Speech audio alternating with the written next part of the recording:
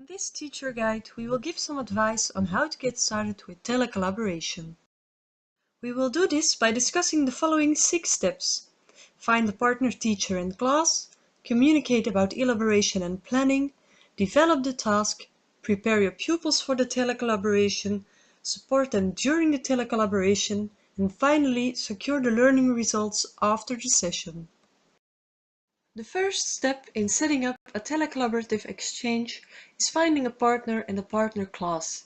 You can do this by using the TeCoLa class matching form, which you can find on the website under Join Us.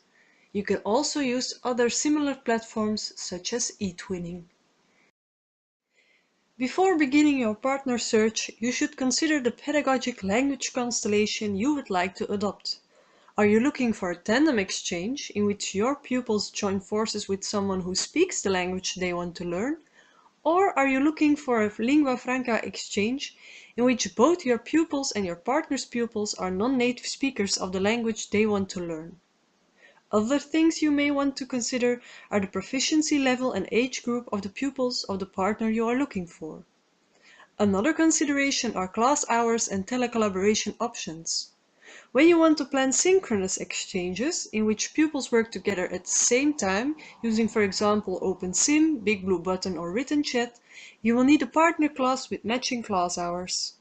If this requirement is too difficult to achieve, you can always consider the option of synchronous telecollaboration sessions outside regular class hours as part of your pupils' homework. Asynchronous telecollaboration exchanges that take place at different hours, for which you can use a forum, a blog or a wiki for example, do not require matching time. The key to a successful coordination of a telecollaborative exchange is undoubtedly regular communication between the partner teachers, and this is why establishing common ground is of the utmost importance. Meet with your partner teacher, for example in Big Blue Button, Skype or OpenSim, and discuss your pedagogic objectives and approach, your aims and expectations regarding the telecollaboration, and your time frame. Compare the two class schedules regarding holidays and exam periods, and agree on a timetable for your telecollaboration sessions. The next step is to find a topic that matches your class syllabus and encourages authentic intercultural communication. Agree on the telecollaboration tools you are comfortable using, but that also support the pedagogic objectives you agreed on. Once you have a few tools, you should check whether the required technological and support infrastructure for these tools is available in both schools.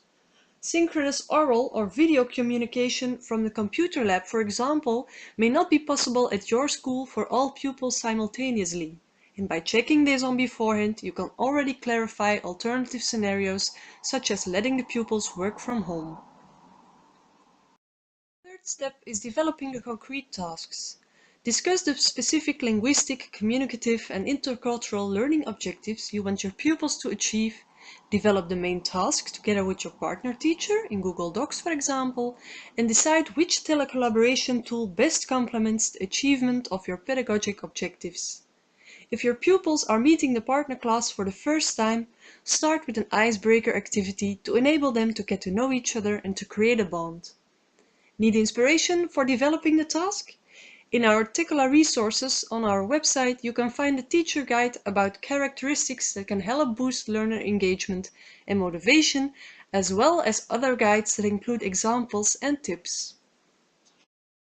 Apart from developing the main task, it is also important to decide how the pupils are going to be prepared for the main telecollaboration session with preparatory tasks.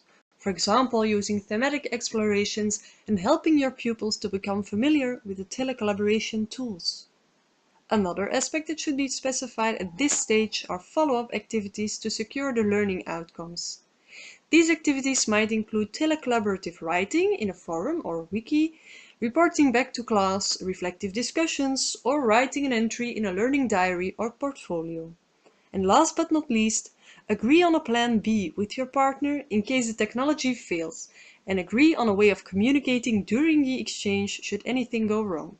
For example, using WhatsApp to send quick messages. Introduce the telecollaboration exchange with sufficient preparatory tasks and make sure your pupils are ready for the intercultural collaborative experience. Make them aware of the value of openness and empathy. They need an open mind and heart, and they should be willing to learn from each other, and they should be willing to help each other. Check the access to and the functions of your chosen telecollaboration tool before the online session. Due to frequently changing user groups in a computer lab, the technological settings should not be expected to remain stable. It is also advisable to have a plan B ready, as said before, in case the technology does not work properly. You could, for instance, be prepared to use Skype instead of Big Blue Button, or switch to a written chat or forum activity in Moodle. Make sure you apply Plan B as soon as you encounter a technological problem. Don't waste time trying to make things work on the fly. Class hours are short. The same goes for pupils who use synchronous tools from their home computer. If a technological problem comes up, for example with sound in Big Blue Button, a chat room in Moodle should be available as a fallback option. When your pupils and the technology are ready, you should provide the pupils with detailed and explicit instructions for the telecollaboration exchange. For example, prepare guidelines and worksheets, so your pupils know what they are supposed to do during the exchange. Be ready to support your pupils during the telecollaboration exchange in case they need linguistic, communicative and/or technological help. For example, when encountering sound problems in Big Blue Button or OpenSim. You will, however, notice that if the technology works well and if your pupils are well prepared, they will be able to manage the interaction autonomously.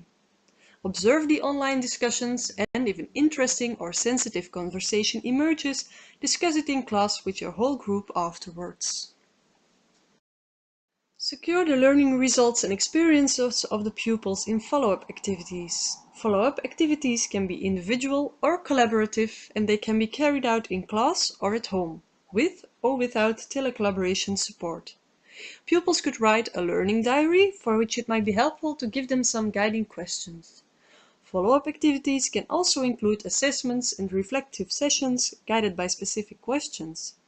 This could be done, by example, with small groups in class or in the form of learning diaries and portfolios. Teachers could also analyze the pupils' spoken and written performance recordings and give individual or a summary feedback on linguistic, communicative, intercultural or thematic aspects. This was our guide on how to get started with telecollaboration. Hopefully this guide will help you set up some successful exchanges. Want to know more about TeCoLa, telecollaboration or gamification? Take a look at the TeCoLa website and the resources on this website. There you can find more interesting teacher guides, engaging task examples, as well as case studies, teacher voices and the TeCoLa tools. Good luck!